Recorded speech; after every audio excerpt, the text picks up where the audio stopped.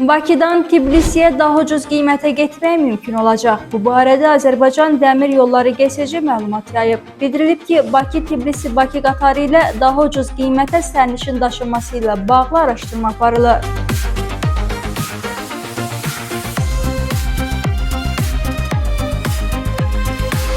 Məlumata görə bu istiqamətdə müzakirələr aparılır və hazırda müəyyən çalışmalara başlanılıb. Sərnişinlərə fərqli və daha aşağı tarifdə siniflərin təqdim edilməsi üzərində iş gedir. Qeyd edək ki, mayın 26-sından etibarən Bakı-Tbilisi-Bakı sərnişin qatarı fəaliyyətini bərpa edir. Marşrut üzrə sərnişin daşınması isə 81 manatdan başlayır. Bundan başqa qiymətlər Yevlax-Tbilisi üzrə 67 manat, Gəncə-Tbilisi üzrə 62 manat, Ağstafa-Tbilisi üzrə 57 manat, Böyük Kəsik Qardabanı üzrə isə 51 manatdan olacaq. Marşrut üzrə səfərlər müasir qatarlarla həyata keçiriləcək. 2019-cu ildə istismardan çıxarılmış köhnə hərəkət tərkibi ilə müqayisədə bu yeni nəsil yataq tipli vaqonlar yüksək komfort, müasir interyer, fərdi xidmət və beynəlxalq standartlara uyğun rahat səyahət imkanları ilə seçilir.